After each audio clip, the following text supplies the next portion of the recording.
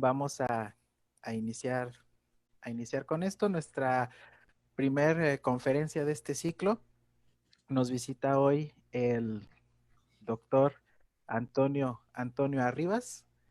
Nos visita el doctor Antonio Arribas, profesor de la Universidad de Texas en El Paso. Doctor Arribas, le damos las gracias, le damos una cálida bienvenida a todos desde nuestros hogares, ¿verdad? Le damos una cálida bienvenida virtual y pues le agradecemos mucho que esté con nosotros el día de hoy. Entonces, el público es suyo. Adelante. Muchas gracias, Fernando. Voy a intentar, share mi screen, ¿no? Compartir mi pantalla. ¿Lo veis ahora? Sí, así es. ¿Se ve? Muy bien. Un placer. Estoy enfrente, al otro lado del Río Grande, nada más, no muy lejos, ¿no?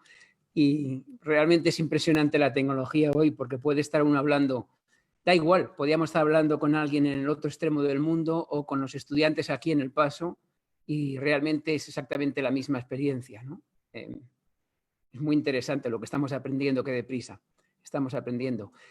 Has hecho una introducción muy larga a mi experiencia. Yo tengo un poco y también, y voy a repetir un poquito, pero porque pensé, si no me equivoco, vosotros, la audiencia principalmente sois de geología de los primeros años.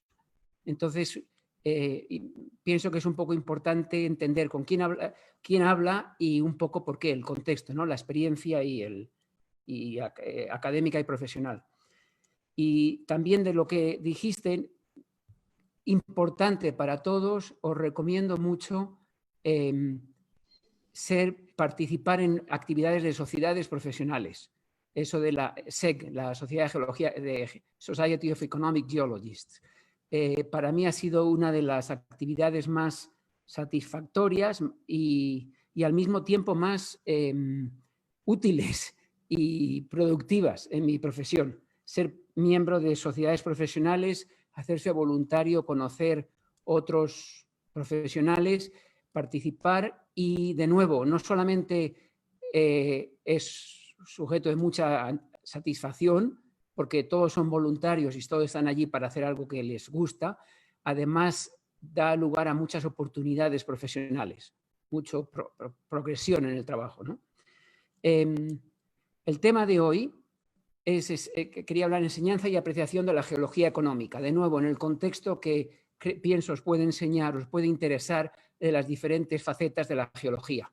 Esto es sobre la geología económica. ¿Y qué es la geología económica? Es la ciencia, la parte de la geología que se encarga del estudio de los yacimientos minerales. Económica porque hay obviamente un aspecto económico, como veremos más adelante, un aspecto económico, un mineral no es necesariamente económico, pero si es una reserva mineral, un recurso, una reserva mineral, ya tiene un significado de economía y de ser beneficioso para la sociedad. Y por eso se llama en inglés el nombre Economic Geology, no porque seamos economistas en absoluto, yo no tengo ni idea de economía.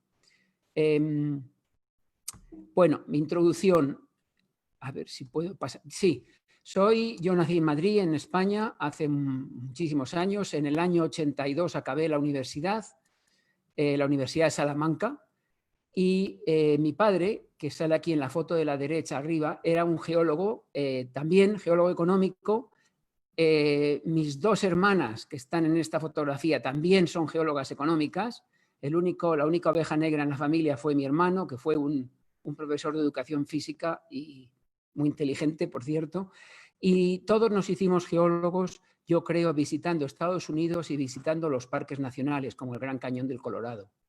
En el año 82 acabé la universidad y estuve 4 años enseñando localmente en la Universidad de Salamanca y trabajando en aspectos analíticos. Y en el año 86 empecé investigación en serio, ya me vine a hacer un doctorado a Estados Unidos, a la Universidad de Michigan, sobre un yacimiento de oro en España. Incidentalmente, entonces, en los años 80, el oro era el mineral que había que estudiar, el metal. ¿Por qué? Porque era donde estaba el dinero, donde había posibilidades de financiación para hacer estudios y para ir al campo. Ha cambiado las cosas un poco. El oro siguió en los años 80, en el 90, el oro sigue siendo de una importancia económica fundamental. Ha pasado más hacia el cobre. Afortunadamente los yacimientos que tienen cobre también tienen oro. Profesionalmente para mí ha sido muy útil. Pero estamos hoy en un momento en el que estamos hablando de los que llamamos metales críticos y las tierras raras y otros metales críticos para la sociedad. Y hablaremos un poco más de eso. Y os recomiendo que prestéis atención porque lo que la sociedad quiere, es uno de mis puntos, es algo que hay que escuchar y algo a lo que hay que atenerse, entre otras cosas porque es donde están los trabajos y la financiación para hacer investigación. Volviendo al tema, en el año 90, durante 10 años estuve haciendo investigación más de alto nivel, estuve después un postdoctorado en el Servicio Geológico de Japón. Allí me di cuenta de que lo que me gustaba realmente eran las fuentes termales, como estos monos de unas aguas termales en el invierno en Japón que viven dentro de fuentes termales contentos, calentitos, y los yacimientos asociados a estos ambientes volcánicos y de geotérmicos, yacimientos de oro, filonianos, como esta mina de oro de Japón, Hishikari. Y tuve la suerte de encontrar trabajo en las compañías de exploración buscando oro, cobre, plata, etcétera, utilizando conceptos geológicos y ciencia, ¿no? Y esto duró casi 20 años hasta que ya decidí jubilarme de empresas grandes y me dediqué más a la enseñanza. Primero en la Universidad de Michigan, después en una universidad en Australia como adjunto y los últimos 4 años estuve en Japón en la Universidad de Akita y de allí me he venido a Estados Unidos. Mi mujer y yo tenemos 3 hijos en Estados Unidos, así que volver a Estados Unidos era un aspecto de interés y francamente la Universidad del Paso y el ambiente aquí en esta esquina de Norteamérica y de Estados Unidos y México me gusta muchísimo, es muy agradable. El perfil de los estudiantes es me gusta mucho. Y el objetivo en la enseñanza es compartir las experiencias en los años trabajando en industria para intentar ayudar a tener empleos y a ser mejor profesionales a los estudiantes. ¿Cuáles son algunas de las lecciones? Y esto es la introducción a por qué esta charla, este tipo de charla. ¿Cuáles son las lecciones que he aprendido durante todos estos años? Primero, fundamental, que nunca lo aprendí en la universidad realmente. Yo estudié en la universidad Geología Económica, os digo, mi padre era profesor de Geología Económica y era lo que en España, lo que se hace, uno sigue a menudo la tradición familiar y era un tema que me gustaba muchísimo. Pero no pensé nunca más en el contexto de sociedad de la geología económica.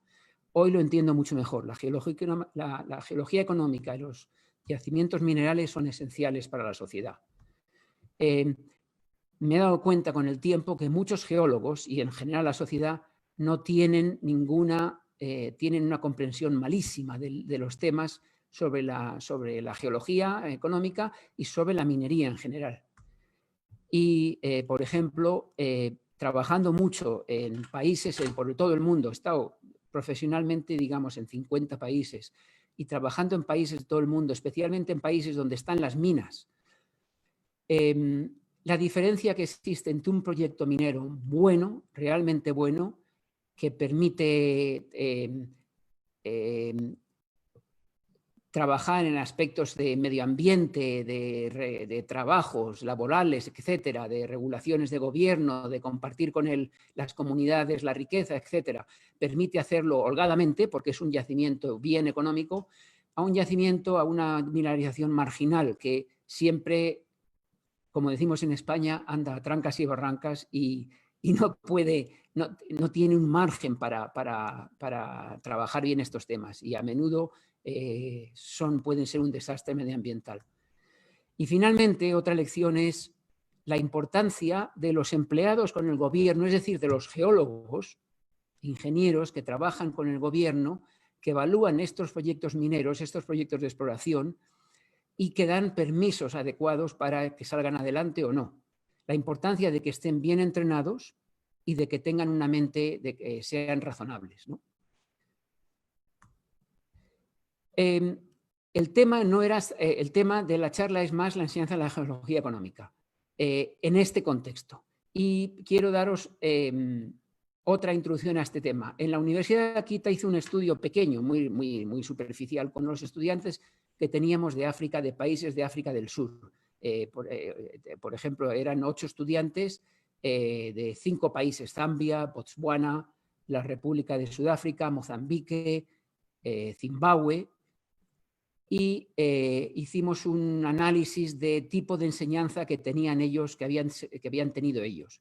Las conclusiones de la enseñanza en sus países no difieren en absoluto, creo, de casi todo el mundo, realmente, excepto algunas universidades un poco diferentes.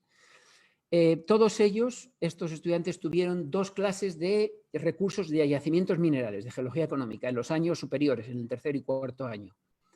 En todas estas universidades se enseñaba la exploración minera desde el punto de vista práctico, algo que no existe hoy en día en muchas universidades en Norteamérica, por ejemplo, en Estados Unidos, en Canadá es más común, o en Europa, la enseñanza de la exploración minera. Entre otras cosas porque la exploración minera y la minería casi son antipáticas para la sociedad, ¿no? En estas unidades también se enseñaban campo, field mapping camps, en más de 3 semanas combinado, algo muy bueno. Pero, todo aspectos muy buenos, pero la enseñanza de la geología económica seguía el currículum tradicional de los años 80, de los libros de texto que tenemos de los años 80. Y esto creo que es algo muy común. Se estudian los procesos hidrotermales, cómo precipitan los metales, cómo se forman los yacimientos, pero no se presta suficiente atención en la universidad a los aspectos económicos, medioambientales, políticos, de sociedad en conjunto sobre la industria minera.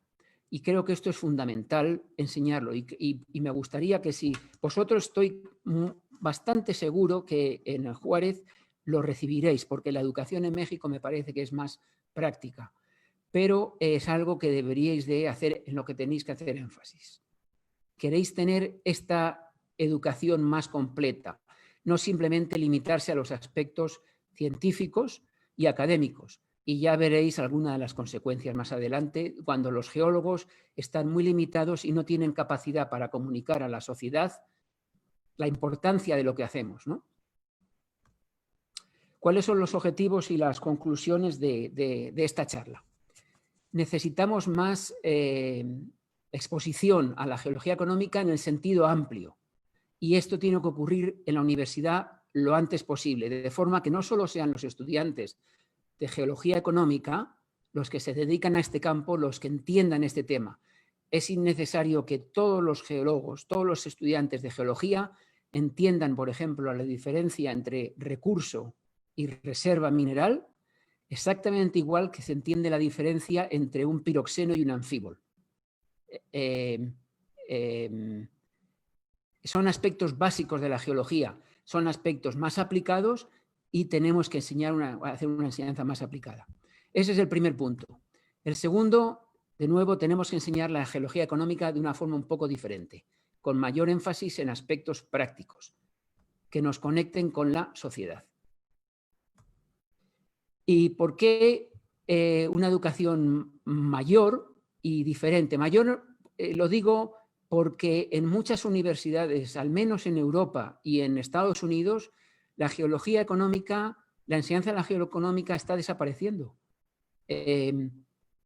Los libros de texto de geología, de introducción a la geología, apenas hay un porcentaje minúsculo, 5%, 3% del libro de texto se dedica a los yacimientos minerales. Y hay 2 aspectos por lo que es importantísimo. El primero, como veréis, porque todo lo que el avance de la sociedad va directamente relacionado a los recursos minerales. 2, porque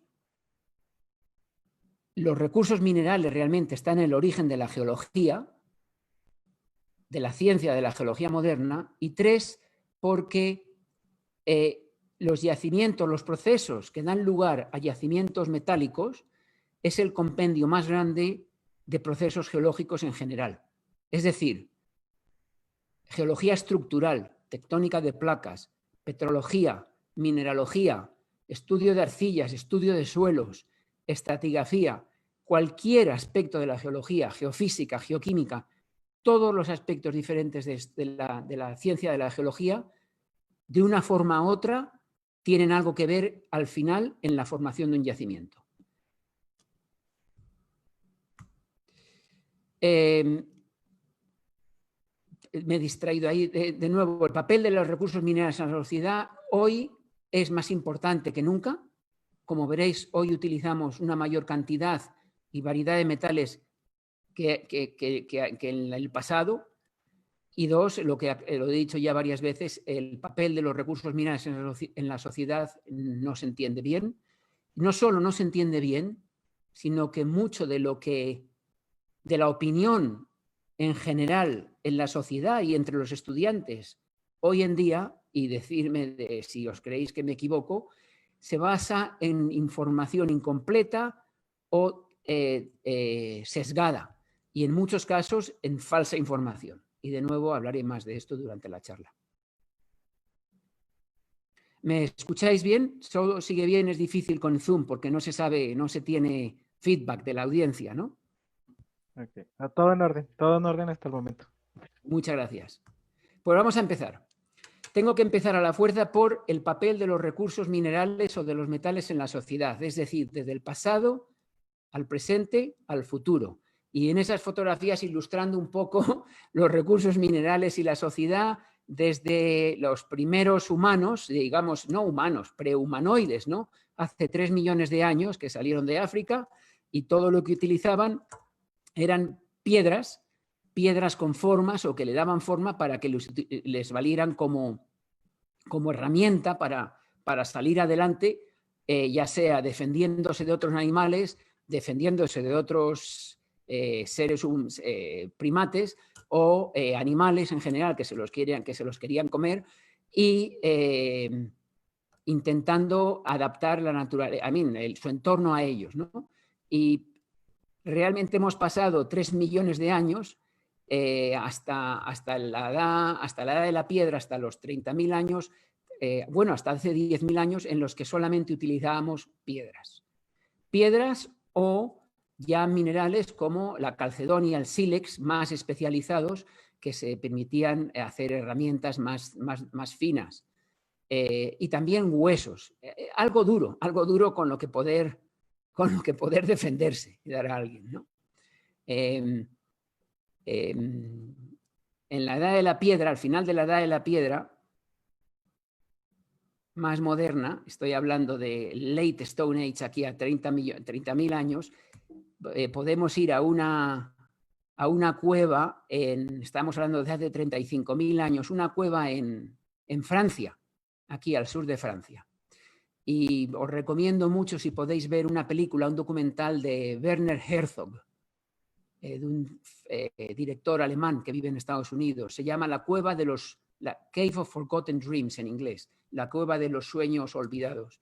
Y es un documental sobre el descubrimiento de esta cueva hace muy pocos años, ahora 15 o 20 años, y lo que hay dentro. Y es increíble. O sea, estamos hablando de hace 30.000 años. Estas son las pinturas que se descubrieron dentro de esta cueva, con un grado de sofisticación increíble, donde borraron, por ejemplo, la superficie de la pared para poder dibujar nuevamente todos estos animales que, por supuesto, osos, aparecen panteras, leones que ya no existen en Europa, que están extinguidos, ¿no? Y pintarlos en las paredes. Y esta gente, obviamente, hace 30.000 años esto demuestra que intelectualmente estaban extremadamente avanzados, ¿no? Y seguramente en su comportamiento. Sus costumbres sociales, por supuesto, serían completamente diferentes a hoy en día, pero estaban muy avanzados, tenían una apreciación de estética y de la supervivencia muy avanzada. Lo único que le fallaba era la tecnología.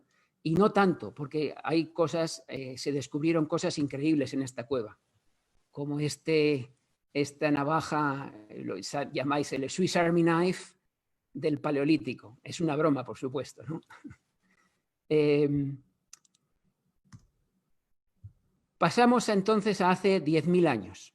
Y este es un momento clave en esta evolución entre recursos minerales y sociedad. Voy a pasar aquí a esta parte de aquí. más o menos aquí. Este gráfico de aquí dice 10.000 años, BC, Before Christ, 0, 2100, donde estamos hoy. Y esta línea azul es el crecimiento de la población global. Esencialmente plana, muy poco crecimiento, hasta muy tarde, donde el crecimiento es explosivo y estamos hoy en casi 8.000 millones de personas en la sociedad. Y en este gráfico voy a poner avances importantes en agricultura, en la domesticación de agricultura, en los metales, en la edad prehistórica y otros aspectos como la escritura. Entonces estamos hablando de nuevo en la edad neolítica. Los metales empiezan aquí. El oro es el primero, el uso de los metales, o por lo menos hemos encontrado el primer uso de metales en yacimientos arqueológicos hace 8.000 años, 6.000 años antes de Cristo, aproximadamente, todo esto es aproximado. Después viene el cobre, la plata, el plomo. Esto como un pequeño paréntesis, que esta es la edad de la piedra hasta que empieza la edad del cobre, poco después de encontrarse el cobre, ¿no? Hace unos 6.000 años. ¿Qué aspectos claves parecen que nos dan esta explosión de tecnología? De pronto, la domesticación de plantas para la agricultura, el poder comer, el poder alimentarse sin necesidad de estar cazando constantemente, una sociedad más sedentaria donde es más fácil estar bien alimentado y sobrevivir. Es decir, la domesticación del arroz, el trigo, eso es aproximadamente hace 8.000 o 10.000 años, en Asia, en el centro de Europa, en el centro de Asia o en Asia Oriental. Después viene el maíz y finalmente la uva, y aquí yo creo que es la clave. Entre nosotros yo creo que el vino en Oriente Medio, todos los avances metalúrgicos se dan en el Oriente Medio, el cobre, la metalurgia del cobre, de la plata, del plomo, del hierro, y tanto el vino como la cerveza, que viene poco después, también son avances en el Mesopotamia, en esa parte de Europa, entre Asia y Europa. Pienso yo que un poco de alcohol ayudó a la creatividad para pensar qué hacer, aparte de estar trabajando constantemente. Y con eso empieza la edad del cobre, la edad del bronce, que no es más que cobre aleado con aleaciones de cobre con estaño, con arsénico. El bronce es un metal más resistente a la meteorización, a la oxidación, y más duro que el cobre, con lo cual es más útil. Y después viene la edad de hierro en el año 1500 a.C. aproximadamente. Ese es el comienzo de la edad del hierro en esa parte del mundo. Y obviamente el hierro es más común que el cobre. La razón por la que la edad del hierro viene después de la edad del cobre es porque para producir hierro metálico, para recuperar hierro metálico a partir de mineral de hierro, hacían falta temperaturas más altas. Estamos hablando de unos 1.100 grados centígrados para el cobre y unos 1.300 grados centígrados para el hierro. Y eso requirió una tecnología superior en la fundición. Y eso llevó unos 2.000 años llegar ahí. Y por supuesto, después vamos a avanzar mucho más deprisa. Y voy a hablar de eso. Siguiendo, desde el año, aquí es 0, antes, la época de los romanos, la época de Cristo, en ese momento habría como unos 7 metales conocidos para la humanidad: mercurio, hierro, estaño, plomo, plata, cobre y oro. Y seguimos con 7 elementos conocidos a la sociedad hasta hasta el siglo VIII aproximadamente, en el que aparece el arsénico, ya como metal separado, que se distingue. Obviamente también hay que añadir aquí el elemento del azufre, pero no como metal, ¿no? Y después, en el año 1500, aquí en América, en Colombia, el platino. Es decir, 9 elementos solo. Y no es hasta los años, hasta un poco posteriormente, alrededor de mediados del siglo XVIII, cuando comienza el descubrimiento de muchísimos metales y la separación y la destilación de muchísimos metales y su descripción, y tenemos la tabla periódica de los elementos químicos, ¿no? ¿Qué punto, qué evento clave ocurre aquí a mediados del siglo XVIII, en los 1700, que significa este avance en la sociedad? Esto va a ir acompañado de un aumento de la población también y de conocimiento científico. Seguro que algunos os dais cuenta qué ocurrió ahí. Fue la invención de la máquina de vapor, el steam engine, y el comienzo de la revolución industrial. Y con ello, el comienzo de la minería realmente a mayor escala, con la necesidad de trabajar, de tener carbón para alimentar todos los motores de vapor que movían toda la industria, la revolución industrial, ¿no? Y este es el comienzo de la minería moderna, aunque si lo veis aquí todavía sigue siendo muy antigua, todavía se seguían utilizando niños, por ejemplo, en estos trabajos muy extremadamente primitivos, y es el comienzo de la geología moderna. Es realmente el conocimiento, el estudio de los minerales. Muchos ingenieros, si vais a estudiar el origen de la geología moderna, cuando se lee la historia y se lee sobre, digamos, el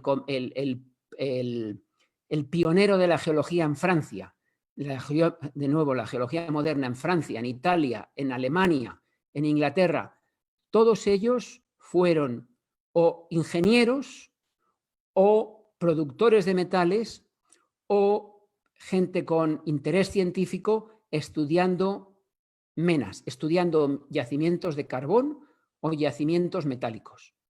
Ese fue el origen de mucha de la geología moderna.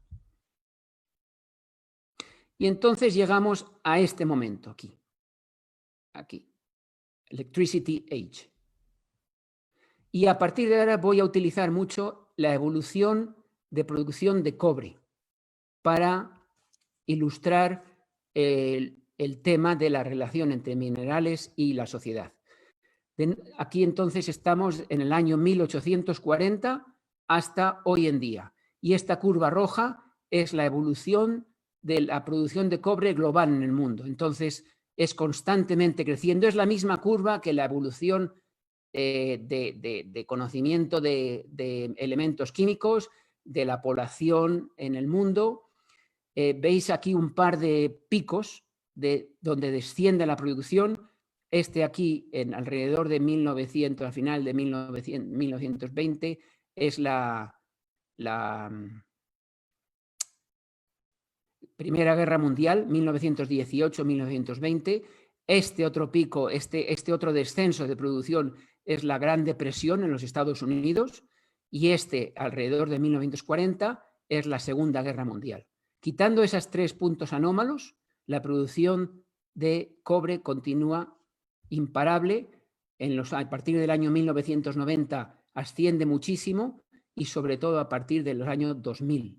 ¿Por qué este aumento muy grande de la producción de cobre? Está relacionado con la industrialización y el aumento del nivel de vida en China, producción en China. En la posguerra, en Europa y en Estados Unidos está este aumento, después va más suave el aumento, y después con China y Asia aumenta de nuevo. ¿Cuáles son las 2 razones principales que controlan este aumento de la producción de cobre? La primera, disculparme, primero, antes nada, quiero decir por qué. ¿Qué es lo que de nuevo, qué evento en la sociedad ocurre aquí que marca este aumento en la producción de cobre? Y es un invento que da lugar a otro aumento en la población, en la productividad de la sociedad y en el aumento del nivel de vida. La electricidad se conocía, por supuesto, pero es el invento de la bombilla eléctrica. El hecho de que podemos tener en nuestro domicilio por la noche, en vez de tener que depender de lámparas de velas y de lámparas de cera o gas, poder encender, poder dar un interruptor y sencillamente tener luz eléctrica con la que poder trabajar, poder leer, estudiar, hacer lo que queremos, algo que todo el mundo quiere. Y por eso la gente empezó a consumir cobre. Las dos razones para este aumento en la producción de cobre, la primera es el aumento de la población global, que aquí está la escala de población, casi 8 billones, 8.000 millones de personas hoy en día, y va casi paralela a la producción de cobre. Y el segundo control en esta producción de metal y que siga adelante es no solamente que haya más gente en la Tierra, es el consumo, el nivel de consumo de la población, que está directamente relacionado con el estándar de vida, la calidad de vida. Calidad de vida relativa, digamos el estándar de vida, pero calidad de vida en muchos sentidos. Aquí en estas 4 fotografías pongo, por ejemplo, el ejemplo de lo que yo viví o de lo que ocurrió en mi país, en España. En los años 40, una persona normal todo lo que tenía era una bicicleta con un poquito de hierro, un poquito de goma, un poquito de madera, quizás un poco de estaño, de zinc y nada más.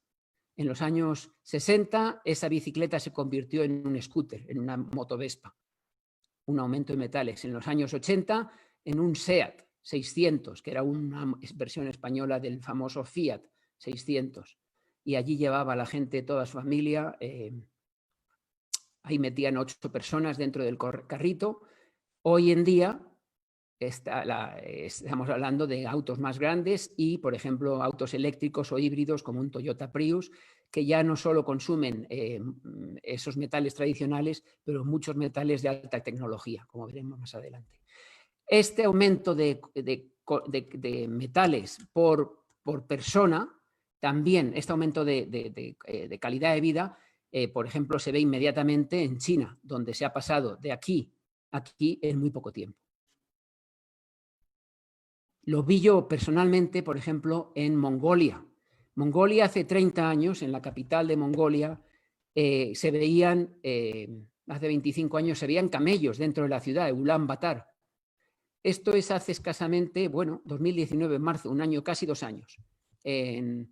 Casi 2 años en la capital de Mongolia. Y podéis ver que todos los autos, el 90% de los autos que se ven en Mongolia, son Prius, Toyota Prius. Esencialmente todos los autos que están en el parking, todos los autos que están aquí, todos los autos que están casi en este semáforo, son Toyota Prius. Son todos Toyota Prius usados que vienen de Japón, pero Toyota Prius es un auto híbrido, por supuesto, de una alta tecnología. ¿Y por qué lo utilizan? Primero porque lo pueden comprar, se pueden pagar, traen contenedores, barcos enteros desde Japón. Segundo, porque la tecnología de un coche híbrido como el Prius es idónea para Mongolia. En el invierno hace un frío tremendo y este coche tiene unas baterías sobredimensionadas para poder hacer lo que tiene que hacer con la tecnología híbrida, ¿no? Y esto permite que el auto duerma por la noche en la calle, no tiene que tener garaje y por las mañanas arranque. Aparte de que es una tecnología fiable, ¿no? Pero ahí se ve muy bien el cambio. Aquí también se ve muy bien el cambio. Esto es Shanghái, aquí es espectacular. Esto es el presente.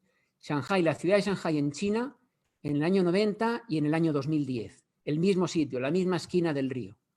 De hecho, hay un edificio aquí. Esta torre que está aquí en verde es esta misma torre aquí. El cambio es impresionante en 20 años. No hay ninguna duda que esto significa un aumento de metales y de recursos minerales grande. El resumen, ¿vamos a dejar de utilizar metales? No, vamos a seguir utilizando metales. ¿Va a haber quién es el valiente que va a decir no voy a comprar mi teléfono móvil porque no quiero mayor consumo de minerales con todo el impacto ecológico y medioambiental que tiene? Eso va a ser muy difícil. Tenemos que consumir menos en la medida en que lo podemos, tenemos que reciclar más en la medida en que podemos y tenemos que reutilizar las cosas en la medida en que lo podemos. Pero a medida que hay más gente en el mundo y más gente tiene acceso a mejores condiciones de vida y a tecnología, el aumento de metales va a estar claro, siempre. Hay que aceptarlo. Y si miramos a todos los metales, a muchos metales, por ejemplo aquí bauxita, que es la fuente de aluminio, cromo, oro, litio, etcétera, etcétera, de los últimos 120 años, el aumento de la producción es claro, ¿no? Hay algunos metales, hay algunos elementos como el mercurio, donde no ha aumentado la población. ¿Por qué? Porque la sociedad decidió que el mercurio era venenoso en muchas formas y era negativo para la sociedad y se buscaron sustitutos y se prohibió la producción. Se han buscado sustitutos y no hay ningún problema. Se ha dejado de producir. Exactamente igual pasará con el carbón. La edad del carbón, dejaremos de producir carbón no porque falte carbón o petróleo, no porque falte petróleo. Hay un dicho famoso de un jeque árabe que dijo: la edad de la piedra no se acabó por falta de piedras. La edad del petróleo, la edad del carbón se acabará porque tenemos una tecnología nueva que hace obsoleto trabajar estos minerales y serán producción más eficaces, ¿no? Yo tengo confianza absoluta en eso. Es decir, en todos los casos tenemos estas curvas. Hay que aceptarlo y lo que no puede ser es que yo, de nuevo en España, me encuentro a menudo con gente que diría que el resto del mundo tiene que parar de consumir. Pero nadie dice nosotros tenemos que parar de consumir, otros tienen que dejar de consumir, ¿no? El resto del mundo va a seguir consumiendo y sobre todo los países en desarrollo van a consumir más porque también quieren igualarse con los otros países, si hay suerte. El hecho es que hoy en día, en el año 2012, todos los elementos esencialmente de la tabla periódica se consumen, se utilizan para algo y en muchos casos para más de un uso. Aquí en colores están los diferentes usos de los usos principales de los diferentes elementos químicos. Solamente hace 80 años, en el año 32, la situación era muy diferente. Por ejemplo, todos estos elementos aquí, las tierras raras, no se utilizaban. Hoy en día las tierras raras, que están aquí, cerio, praseodimio, neodimio, samario, europio, etcétera, las tierras raras son absolutamente críticas para los imanes de alta potencia que se utilizan, por ejemplo, en todos los motores eléctricos, en muchos sensores y imanes dentro de nuestros teléfonos, de las tabletas. Las tierras raras, uno de los elementos claves de tecnología, lo que está llamando hoy, que leéis en los periódicos constantemente, metales críticos, metales estratégicos para la sociedad. Está muy de moda y, de nuevo, es algo que a lo que merece la pena prestar atención porque es la necesidad hoy en día, ¿no? La razón principal es que los yacimientos de tierras raras y la tecnología para producir las aleaciones de tierras raras están en China, principalmente, casi exclusivamente. Y China tiene un control, casi un monopolio sobre esto, ¿no? Y muchos países del mundo, obviamente, quieren liberarse de ese monopolio. Esto lo habréis visto ya. No es difícil entender la necesidad de recursos minerales. Un teléfono, un iPhone, requiere, por ejemplo, 46 elementos químicos. Algunos de ellos, aquí pongo 3, cobre, indio y antimonio. Voy a hablar un poquito más sobre ellos. Pero veréis aquí, estoy seguro, aquí tienen que estar las tierras raras en algún lado. No las veo ahora mismo. Ahí está rutenio. Debería estar el neodimio por algún lado. ¿De acuerdo? Sigamos entonces. El futuro. Eso es el presente, el futuro. Para ilustrar, este profesor de la Universidad de Nagoya, el profesor Amano, es un premio Nobel, inventó él o fue parte clave de la invención del el LED, la Light Emitting Diode, de color azul, la luz LED de color azul. Hace pocos años, creo que en los últimos 10 años. El disponer de un LED de color azul permitió mezclarlo con LEDs de color rojo y verde que ya existían y producir luz blanca. De forma que todas las bombillas que vemos hoy en los carros, en las tiendas para las casas, que son LED, no son bombillas de incandescentes clásicas, sino bombillas de alta tecnología LED, de color blanco, requirieron la invención de nuevo de este LED de color azul para producir la luz blanca. Y para producir ese LED de color azul se necesitó esta aleación de nitrato, un gallium nitride. Él fue el responsable. Y él está investigando ahora, utilizando también galio, otro de los elementos críticos, de los elementos tecnológicos, estratégicos, para, por ejemplo, cargar aparatos eléctricos, ya sea el teléfono o un vehículo, un auto, sin conexión eléctrica, remotamente. Es decir, que los autos se vayan cargando directamente a medida, según van, como la Wi-Fi hoy, sin cables eléctricos, ¿no? Ese es su último proyecto ahora. ¿Dónde está el galio? Pues el galio, junto con el germanio, es un mineral que se puede encontrar, por ejemplo, como un byproduct. Es decir, no es cuando hacemos una mina de zinc o una mina en la que se produce zinc, es este mineral de aquí, la esfalerita, sulfuro de zinc, la esfalerita o blenda. A menudo tiene galio, germanio, indio, arsénico, y se producen también hay producción de estos metales como byproduct, coproducto, ¿no? Y otra fuente del galio es el aluminio, las bauxitas, el yacimientos de aluminio. Pero así hay muchos elementos. El cobre, por ejemplo, este mineral de aquí es la calcopirita, tiene todos estos elementos de tecnología, selenio, cobalto, clave para las baterías. Esto es todo tecnología, usos para la sociedad nuevos, que dan a la geología económica un nuevo significado, el encontrar estos nuevos minerales. Y es importante entender que no solamente se trata de encontrarlos, sino sus aspectos económicos. Es decir, hay una relación entre el precio del metal y la necesidad del metal, o entre el precio del metal, el precio de las aleaciones, es decir, la metalurgia, y la frecuencia de esos yacimientos. O sea que geología, ingeniería, metalurgia y economía están directamente relacionados en la necesidad para la sociedad de estos elementos y, por lo tanto, en la necesidad de estudiarlos y de encontrarlos en naturaleza, que es lo que hacemos los geólogos. Y eso es el aspecto que quería hacer énfasis. Es importante entender esto desde el principio para los geólogos, la necesidad de entender la conexión entre ingeniería, geología, economía, medio ambiente, política, etc. El futuro, ese era un aspecto del futuro. Otro aspecto del futuro, el cobre. El cobre va a ser cada vez más necesario. Por ejemplo, un coche un gasolina, un Jeep antiguo, necesita una cantidad de cobre, como casi aquí tenemos casi 25 kilos, pero un coche eléctrico, eso se duplica para un coche híbrido y un coche eléctrico mucho más.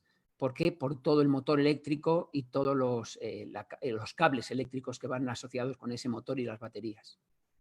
Es decir, en el futuro de la energía del futuro próximo necesitamos más cobre.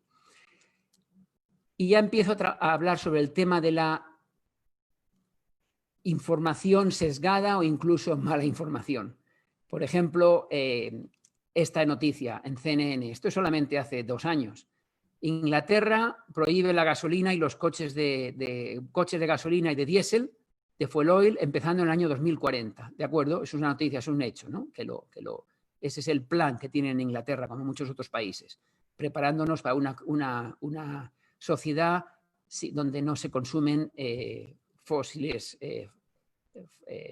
fossil fuels, ¿no? Pero esta otra noticia, Volvo. Gas-only cars are history after 2019.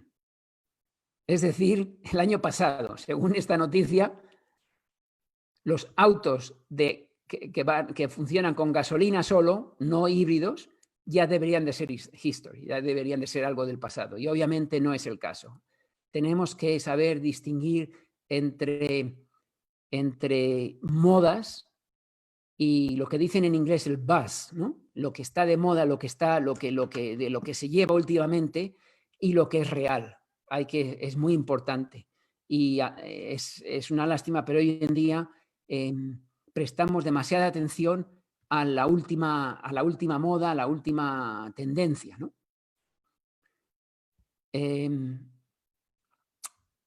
Otro ejemplo de cómo va a necesitarse más cobre cada vez en el futuro. Estos son los kilos de cobre, de 1 a 9 kilos de cobre que se requieren por un megavatio por hora de producción eléctrica adicional. Es decir, producción de energía eléctrica, ya sea en centrales térmicas que queman carbón o queman gasolina o queman gas natural o incluso nuclear, se consume relativamente muy poco cobre comparado con la cantidad de cobre que se consumiría para energía eólica, ya sea en tierra o energía eólica en el alta mar o energía solar. Mucho más cobre. Es decir, de nuevo, el cobre es un mineral necesario del futuro. Yo no sé si muchos medioambientalistas que están, como mucha gente, lógico también, ¿no? Estamos en contra o están en contra de la minería, se dan cuenta y de los fuentes de energía de hidrocarburos, se dan cuenta que el futuro sin hidrocarburos requerirá más minería de cobre, mayor producción de cobre, más minas de cobre todavía. Y el reto no es pequeño, el reto es enorme. Este agujero gigantesco en el suelo, esta es la mina de Bingham Canyon, en el estado de Utah. Esta mina, si os acordáis, en la producción de cobre en el año 1000, a principios del siglo XIX, cuando se inventó a finales del siglo XIX, cuando se inventó la bombilla eléctrica, empieza la producción de cobre grande. Es esta la mina responsable. Esta mina lleva 100 años produciendo cobre. Ha producido una cantidad enorme de cobre. Es una mina de un tamaño increíble. Era una montaña, ahora es un agujero de casi 1 kilómetro de profundidad. Y ahí hay varios camiones. Son camiones que llegan hasta las 400 toneladas de carga. Ahí hay como 10 camiones en esa rampa. Este es uno de ellos. Parece difícil de creer, pero el cobre que se produce en esta mina, el cobre que se ha producido durante más de 100 años en esta mina, lo consume China hoy en día en 1 año y medio, en 18 meses. Es un reto gigantesco, es un reto para el medio ambiente. Obviamente no queremos hacer un agujero de este calibre cada año. Obviamente hay yacimientos muy grandes que también son subterráneos o que siguen produciendo o sea, que es un reto grande, pero es un reto que la exploración lo sigue haciendo con éxito. Pero el hecho es que necesitamos encontrar más yacimientos minerales, más cobre. Y aquí viene un tema importante, porque cuando se escucha esto, cuando alguien oye este agujero es consumido, el cobre producido durante 120 años, 110 años en este agujero, es consumido por China en 1 año y medio, tiene problema en entenderlo y entonces llegamos al tema de ¿qué pasa? ¿Are we running out of mineral resources? Nos estamos quedando sin... hay suficientes metales en la sociedad. Y aquí es donde quiero decir la conclusión rápida. Sí, hay suficientes metales. No hay suficientes metales, por supuesto, para seguir así durante varios siglos. Al final no habría suficiente, pero hay no podemos olvidar que el aumento de la población y el aumento del nivel de vida son los dos drivers de este consumo, y ambos van a descender. O sea, cuando una sociedad llega a un nivel de vida relativo, como Europa, como Norteamérica, como México ahora mismo, ese consumo se desciende o queda plano. Y al mismo tiempo, el aumento de población en el mundo claramente se sabe que dentro de poco tiempo empezará a aplanarse también. Pero si ponemos en Internet, en Google, la pregunta, ¿Are we running out of mineral resources? Esto es lo que ves cosas así. Y todavía se ve esto es hace un año o 2 años, pero todavía se ve esto. Ves gráficos que dicen hasta cuándo tenemos recursos minerales. Y quiero utilizar esto para hablar de la información sesgada o incluso información errónea.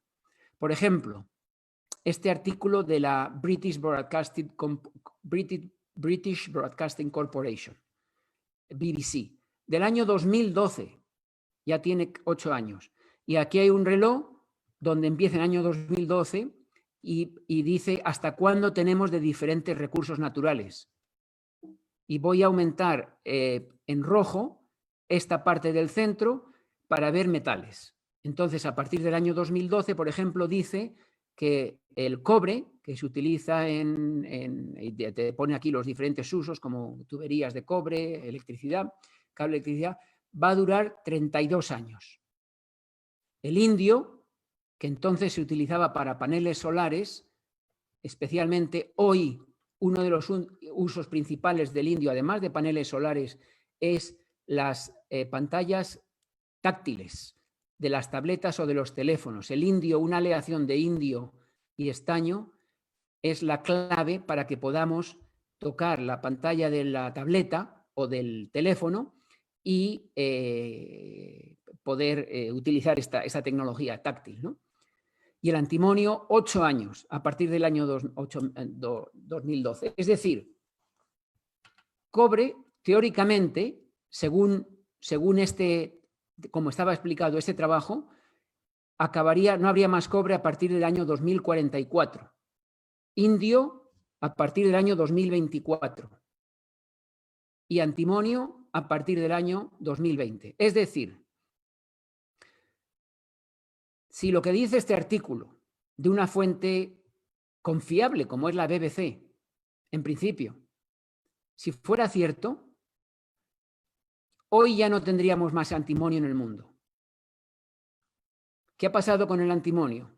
No solamente existiendo las mismas reservas de antimonio, el precio de antimonio no ha cambiado mucho. Si de verdad no hubiera antimonio, el precio subiría mucho, ¿no? Indio, 2024. Teóricamente, para las Olimpiadas de este año eran en Tokio, ¿no? Que van a ser el año próximo. Las Olimpiadas siguientes son, me parece que en París. Cualquier persona piensa que en las próximas Olimpiadas de París ya no habrá pantallas, ya no habrá tabletas o iPhones con pantalla táctil. Por supuesto que no, ¿no? Ya sea o un sustituto o seguiremos teniendo indio. Y lo mismo pasa con el cobre. El cobre no se va a acabar en 30 años. ¿Cuál es el problema? ¿Cuál es el problema? Porque esto es lo que dice ese artículo y así hay muchos, así hay muchísimos. Y esto es lo que mucha gente opina, ¿no? Que los metales se acaban. En este caso específico, el problema fue el no conocer la diferencia entre recurso y reserva. Y esto es uno de los temas que digo yo tienen que conocer los geólogos, los estudiantes de geología pronto, de cualquier disciplina de geología. Un recurso mineral es mineral que hay en el suelo, en el subsuelo. Una reserva mineral es ese mineral, aquí pone reserva, es una cantidad más pequeña de recursos. O sea, aquí este azul es recursos identificados. La reserva es una cantidad mucho más pequeña y en rojo aquí pone, son recursos que están medidos, que se sabe exactamente la cantidad, eso significa hacer perforaciones, que cuesta dinero, y análisis, que cuesta mucho dinero. Entonces, hay que medirlos, hay que saber cuántos millones de toneladas, por ejemplo, y a qué concentración, y que además de estar medidos, son económicos para extraerlos del suelo, para minería. Entonces, los recursos son muchos, las reservas son pocas, y los recursos que no se conocen, es decir, los recursos hipotéticos, minerales, yacimientos que no se han descubierto todavía, son muchos más. Este artículo confundía recursos con reservas. Si veis aquí pone Estimated Remaining World Supplies of Non-Renewable Resources. Es decir, contaba los recursos de hoy en día y decía, al nivel de consumo actual, tenemos recursos solamente para 30 años. O tenemos recursos de antimonio solamente para 8 años. Pero de nuevo, recursos es una cifra económica. No es una cifra, es un término económico. Tiene que estar medido con detalle y además es ser económico, poderse extraer con un margen, de forma que no se pierde dinero, para llamarlo reserva. Lo que estamos hablando aquí son reservas. Había reservas de 8 años, había reservas de 12 años y había reservas de cobre para 32 años, no recursos. Los recursos son mucho mayor. Nosotros le hablamos a la BBC para decirle, señores, ustedes están confundiendo algo básico, absolutamente básico, como es el concepto de recurso frente a reserva. Y la contestación de la BBC fue, lo sentimos muchísimo, eso es un concepto demasiado complicado para la sociedad en general para entenderlo, dejamos esto como estaba. Y obviamente eso es misinformation, es una información equivocada porque el público puede entender esa diferencia, ¿no? La forma más fácil de entender que recursos y reservas son la importancia de los dos términos es esta. El cobre, en los últimos 110 años, si vemos la producción de millones de toneladas de cobre, esto es cumulativa, es decir, en el año 2000 se había producido hasta aquí, el total, y en los últimos 10 años se ha producido esta cantidad. Es adicional, ¿no? Se acumula. Las reservas siempre han ido por delante y siempre han sido aproximadamente entre 25 y 35 45 años, una media de 30 años en el futuro. Es decir, en el año 50 la producción total cumulativa era hasta aquí, pero había esta cantidad de reservas en ese momento, en el año 50, reservas de cobre. Estas reservas daban para 30 años de producción. En el año 60, otros 30 años, en el año 80, otros 30 años, y hoy en día las reservas son aproximadamente, estas reservas son 30 años de producción. ¿Por qué no se tienen más reservas que aproximadamente 30 años en el caso de cobre? No es difícil de entender. De nuevo, para clasificar un recurso como reserva hace falta gastar mucho dinero haciendo perforaciones y midiéndolo. Y de muchos estudios para demostrar que es económico. Ninguna empresa tiene interés en hacer ese gasto si tiene asegurados 20 años, 30 años de producción. Lo único que hace es desperdiciar dinero, ¿no?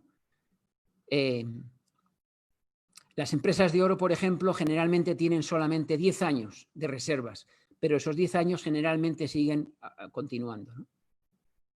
Y esto era de nuevo gráficamente reserva frente a recurso, reserva frente a recurso, frente a una cantidad mucho mayor que es recursos hipotéticos o especulativos. Y alguno de vosotros pensará, hipotético especulativo, que no me da mucha confianza eso, ¿no? En el mundo de la exploración, ese es el mundo en el que trabajamos constantemente, en yacimientos minerales, en recursos hipotéticos o que pensamos que existen y existen. Este mapa lo ilustra muy bien. Un mapa del mundo donde con diferentes círculos de colores se muestran los yacimientos de minerales, por ejemplo, de oro, platino, plata, que no sea oro, Metales básicos, que es el cobre, principalmente, yacimientos de uranio o minerales industriales que se han descubierto en los últimos 65 años, desde el año 1950 al 2015. Todos estos yacimientos, anteriormente al año 50, a 1950, después de la Guerra Mundial, todos ellos, sin excepción, eran especulativos o hipotéticos. Todos son nuevos descubrimientos. Y no quiero poner más diapositivas, pero si vemos esta misma ilustración de yacimientos descubiertos por décadas, es decir, del año 50-60, 60-70, 70-80, etcétera, vemos que el patrón es constante. Hay algunas décadas en las que hay mayores descubrimientos, pero en general es constante el descubrimiento de minerales. Y los geólogos de exploración sabemos que mientras haya suficiente financiación, que está relacionado con la necesidad por la sociedad de estos metales, seguirá habiendo descubrimientos. Cada vez más difícil, pero seguirá habiendo descubrimientos. Es decir, este azul claro. En resumen, y con esta ya acabo, el papel de los recursos minerales en la sociedad nunca ha sido más importante. Hoy utilizamos una cantidad mayor y más variedad de metales que nunca anteriormente. Y el papel de los recursos minerales en la sociedad no se entiende bien. Mucho de lo que creemos hoy en día se basa en información incompleta o en misinformation. Por cierto, ese informe de la BBC, el investigador que produjo ese informe resulta que es una persona que tiene un doctorado, tiene másteres, doctorado, etcétera, de universidades con muchas cualificaciones, pero doctorado en música, en musicología, nada que ver con ciencia, nada que ver en geología. Y ese es otro de los aspectos en los que quiero hacer énfasis. Es necesario que entendamos la parte práctica, la parte de sociedad, la comunicación con la sociedad, porque los geólogos, los científicos, no podemos permitirnos que personas que no tienen la formación sean los que comunican a la sociedad los temas científicos. Tenemos que ser nosotros los que hacemos la ciencia y los que somos capaces de comunicarla.